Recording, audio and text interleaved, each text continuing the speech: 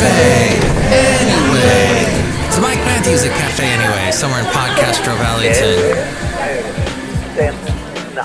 It's Mike's Daily Podcast. The last place on earth in the land of Ameritopica. Mike's Daily Podcast. There was a video game we used to play when I was a kid. It was called Centipede. In fact, I think there was a song that came out with Madonna on it. If I may be correct with that remembrance. And then there was the Centipede itself. That's oh so amazing. That Mike's Daily Podcast. It has a way of treating our kidneys Mike's when they go bad. Daily That's right. Podcast. And yeah, the song Centipede was with who? Was it with Janet Jackson? And it's okay. It was the debut single by American singer Rebby Jackson, and the title track from her debut album Centipede. Michael Jackson wrote the song. Oh, it was Rebby Jackson. And Rebby Jackson is, American singer and the eldest child of the Jackson family of musicians. Maureen Relette Rebby Jackson Brown. She first performed on the stage with her siblings during shows in Las Vegas, Nevada at the MGM Grand Hotel and Casino in 1974. But there was a song by Jelly Bean, wasn't there? Jelly Bean was a producer that used to date Madonna. And no, the Centipede song keeps coming up. Jelly Bean was a producer, and a lot of those dance songs that you hear in the 1980s. Yeah, Benitez. He continues to DJ globally. He owns Jelly Bean Productions. And here's today's podcast picture. Let's see, it's not of Jelly Bean. He was born in 1957. He has produced and remixed artists such as Madonna, Whitney Houston, Michael Jackson, and the Pointer Sisters. And let's see, he had... The podcast picture is, by the way, a beautiful... The clouds and whatnot in Podcastro Valley have been absolutely miraculous. And the late, great Basil the Boxer would have barked at them and gone, oh, amazing. Look at that. Those clouds. See that wonderful picture of the clouds at mikesdailypodcast.com. They're pretty cool. Sidewalk Talk. Oh, that was the one that was written by Madonna. All right, and then he had other ones with Who Found Who. That got up to number 16. It's a ridiculous random post. Elisa Florio. Yeah, she was going to be the next big thing. She was like this attractive singer, pop singer, but I guess that didn't happen. Didn't go. It's pretty interesting. Didn't do the thing. Let's see. Let the Music Play. Oh, you know that one from 1983. That was a big one with Shannon. That's right. So, yeah, like a lot of the big dance hits, gosh, when we went to the clubs as teenagers, or they had dances for the schools. The school dances. The Myclopedia in Seneca. You would hear a bunch of his stuff. And from the Myclopedia in Seneca, Crazy for You from Vision Quest. That was another one he produced that Madonna sang.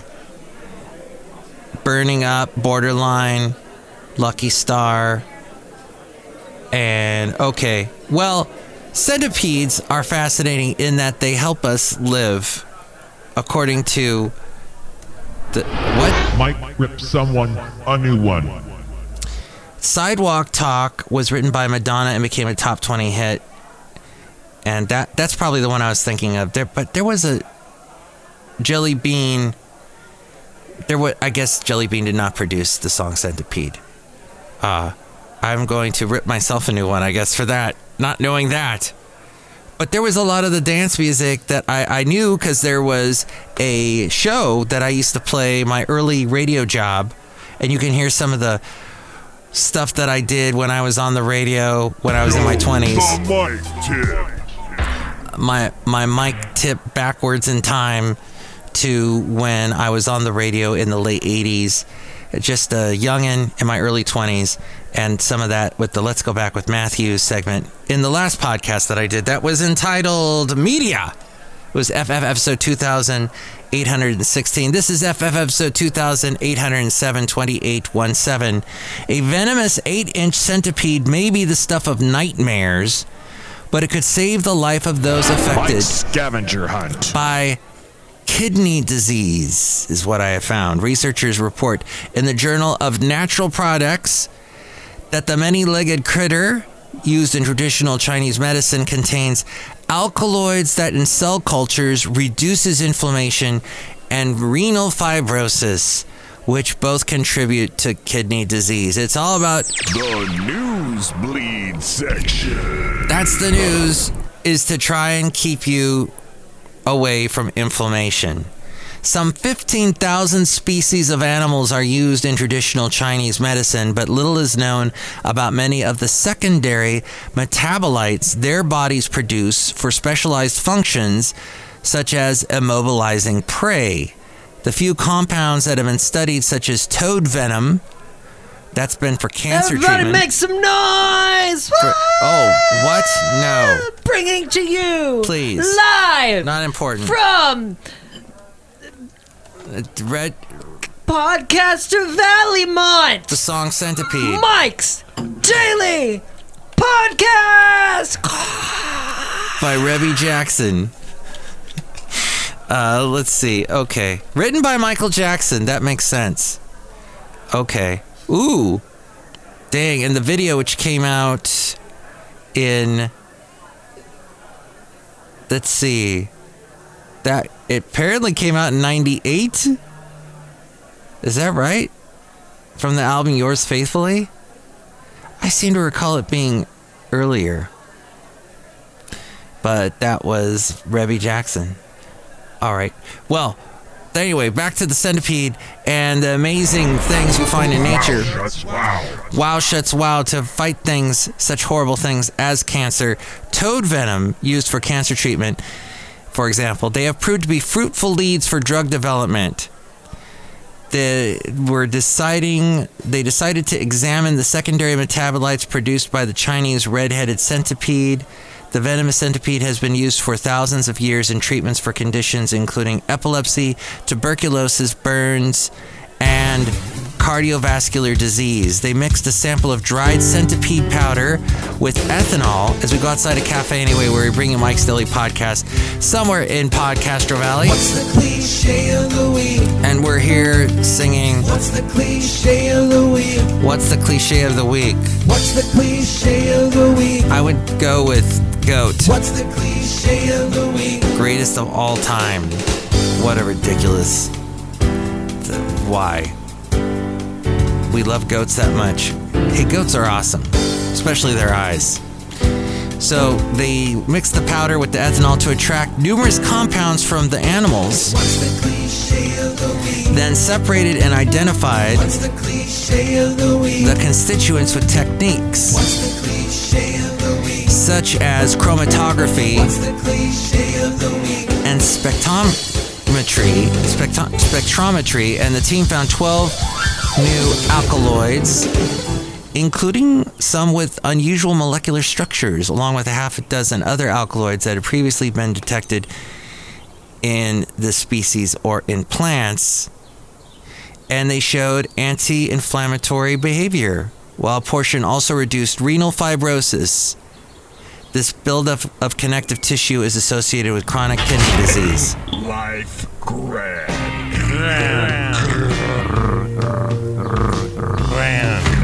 And that all ain't life grand, ain't that grand, from phys.org, phys.org. Now,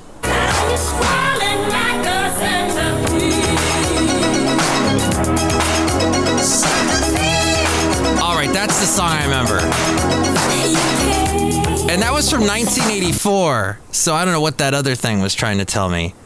And she also, Rebby Jackson, she did a cover of Forever Young that was featured in Free Willy 2, The Adventure Home. And didn't Michael Jackson do that song?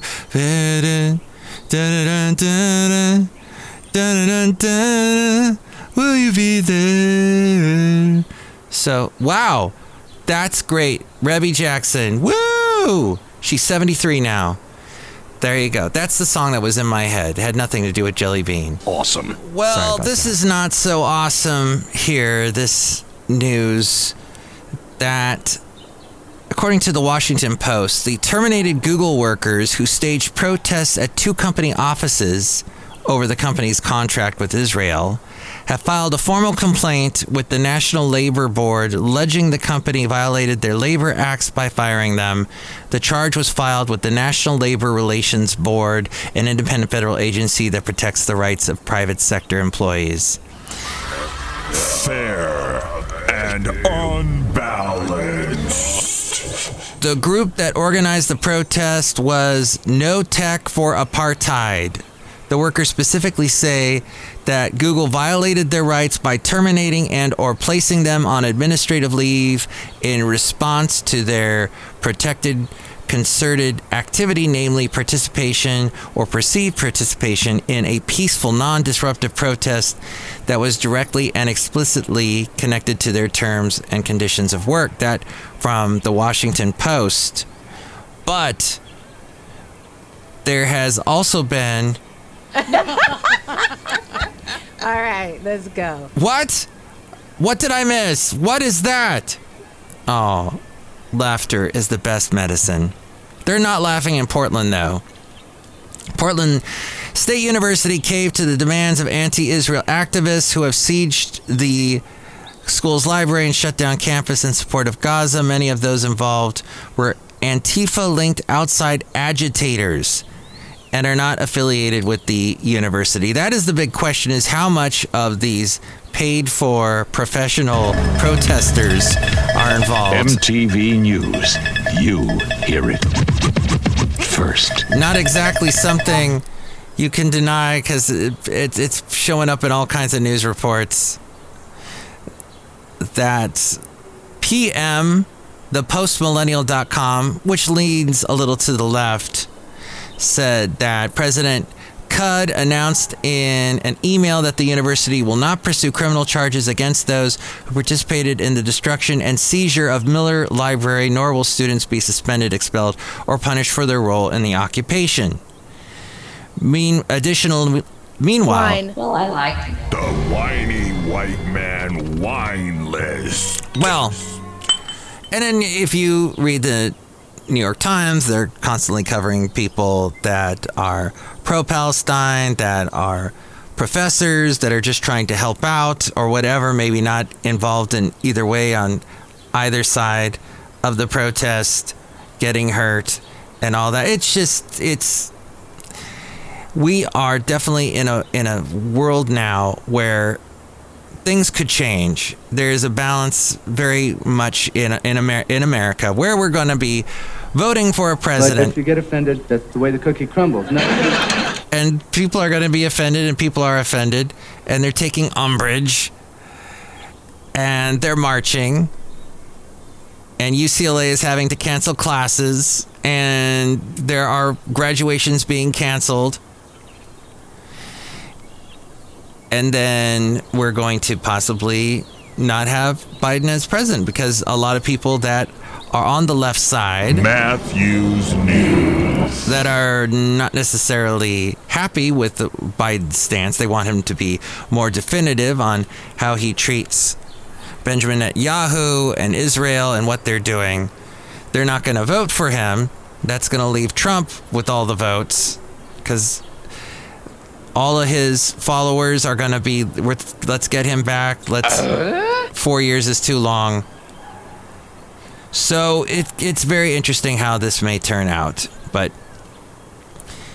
that is where we are with that. So maybe we need a little laughter. Laughter is the best medicine.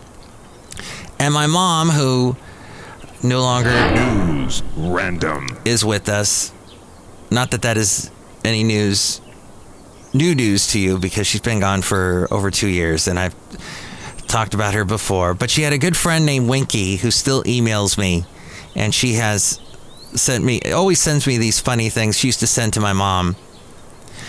One of the things she said, it amazes me, back in my day, it amazes me that a phone cord back in the day could stretch from one room to another. Right? Good. But you can't get a USB cord to last a week.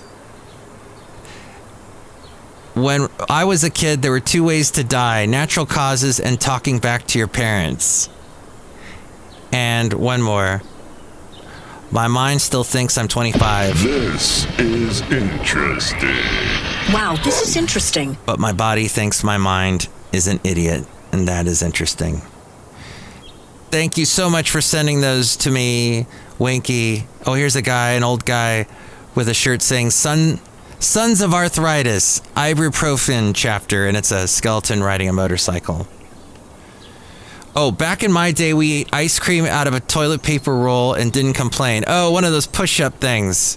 First of all, I just want to thank everyone for joining us here on this show. This is great. One of those push-up ice cream things. Yeah, that's great. Look who's outside of Café Anyway. Hello, my gosh, it's Madame Rootabega, and I love ice cream. Ooh. I had some ice cream yesterday, and I realized I love ice cream, but my stomach doesn't love it. And then I had the whole lactose intolerant experience. Are you lactose intolerant? Yes. Are you happy? Yes. Are you sad? No. Okay, good. That's a good outcome of being on the podcast, is you might end up being happy, not sad. Even though we cover some crazy news random and whatnot. Mike's absolutely useless review. And my absolutely useless review of that holiday that just was here. Not Cinco de Mayo, which some say is like a made-up holiday, or it's a holiday that Mexico doesn't celebrate. So why should we? I've heard some people say that. I'm not sure we should celebrate May the 4th either. May the 4th be with you. I'm just not a fan of any of the Star Wars stuff anymore. I'm just so what? And if you get upset by things that get wokeified, so much of Star Wars got wokeified, and that's just, I think they've just run out of ideas, quite frankly. They're done. And they've done everything they can do. And people try to talk to me like they think, oh, Mike, he's into sci-fi. He watches Doctor Who. Well, Doctor Who got wokeified in a big way. But I'm just not into it. The sci-fi stuff. Nothing sad. Nothing interests me anymore. It's like too much. Too much happened. And now we're having the hangover of the sci-fi hangover of too much of it. But let's say hi to these guys and get out of here. Hello there, Mike. This is Valentino, the parking attendant. And this is Bison Bentley. Do you know that? Mike, all of this stuff was fascinating there. And I don't like the Star Wars either. Or the Star Trek there. Yeah, and what's a Doctor Who? Do you know that? Yes. And all of that. Maybe it's just time to go and watch the old Sliders episodes. Even those are all over the place, and they didn't keep. They fired too many writers and actors that were on the show. It's hard to stay with it for very long, but it's interesting to see, especially when it's so 90s. It's funny to watch things that are so 90s. The 90s, forget about the 80s. The 90s were a trip. They really were. I think we'll leave it with that. What do you think about the 90s? Give me a call. Call Mike at the Café Anyway hotline. Area code 510-228-4640. Will you shut ups? Liberty Nation Freedom Foam for All. And with more ways to reach me. Someone's trying to reach me now. Apparently, in the early Buddhist writings, the soul is acknowledged. It's not emphasized, but it's acknowledged. And but it soon is long since disappeared, the concept of the soul. So then you got the ego, and that's what they're fighting. the Buddhists are for destroying the ego. The Buddhists are for destroying the ego. All right, I guess we'll leave it with that. And if you'd like to give me any other sort of weird comment, like that was weird, or is it just profound? Whatever comments you have and emails and whatnot, you can let me know in the section called Oh my God! Email for me-mail and your calm and not so calm mess. And with ways to contact me, my contact info, and all that kind of thing, you can find out more, and that will be told to you now by A-Frame. Mike's Daily Podcast is written and produced and performed by Mike Matthews. His podcast is super easy to find. Download or listen to his show and read his blog at mikesdailypodcast.com. Email Mike now at mikesdailypodcast@gmail.com. See you tomorrow. Bye!